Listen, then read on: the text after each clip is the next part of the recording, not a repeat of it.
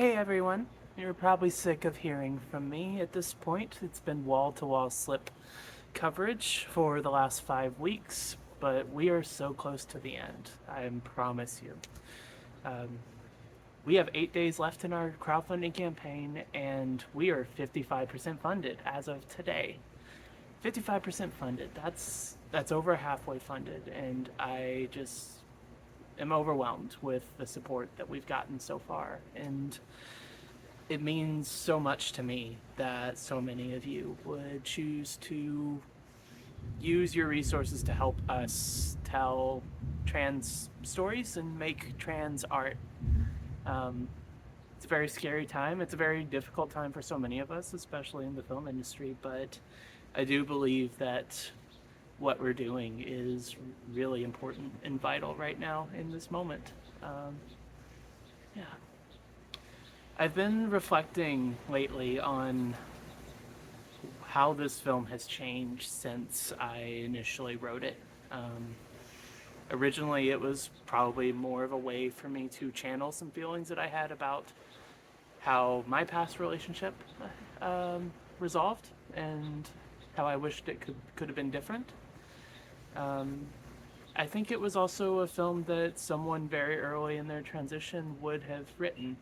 A bit of wish fulfillment, so to speak. But as I've refined it and changed it and really thought about what I really wanted to say with this film and what I wanted to say to trans people, to the other members of my community, it's really shaped into something really special and different from that. That this idea of, you know, of what happens when a partner in a committed relationship transitions and what that process looks like, but also, what do those people deserve? I think a lot of people who aren't close to the trans community, and even a lot of trans people themselves, I mean, I certainly did, was like this when I realized that I was trans. There's a fear, just an abject fear, and a need and a desire for that partner to stay. Um, for our cisgender partners to still love us and still hang on to us. And it's a really powerful want. It's a really powerful desire. And I think it also keeps a lot of trans people hanging on much longer than they should, in a way that hurts them. I think a lot of us don't ask the question of whether or not trans people deserve to stay in those situations. Not necessarily that they don't deserve to be loved, or not, or that they don't deserve to um, be with someone who has watched them grow and change over time and change into the person that they were always meant to be. To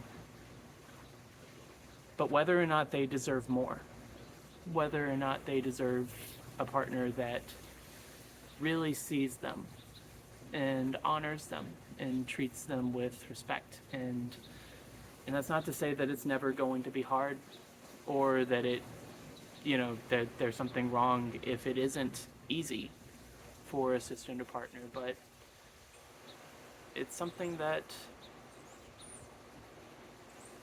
you know, a lot of trans people never really consider at the beginning, when they're in those early stages, when they are questioning everything and the world is turned upside down and everything is scary, that they just want this one anchor in their life to stay. But maybe they never consider that staying isn't an option, or that staying wouldn't be the best thing for them. I think that's something that would be provocative for not just a lot of trans people, but a lot of cis people to see and hear as well. So I hope that you will help us tell this story. Like I said, we are so close to the end, and we have to reach 80% funded in order to keep what we've raised so far. And that's it. We're so close. 25% of our goal we got to get. I think we can do it, and I hope that you will help us get there. If you've been waiting to donate, if you've been waiting to support us or have wanted to support us this whole time, now is the time. Share, follow, like our posts, engage with our posts, comment on things, and of course, as always, keep those donations coming. Share it with your friends, share it with your loved ones, and help us make something really special.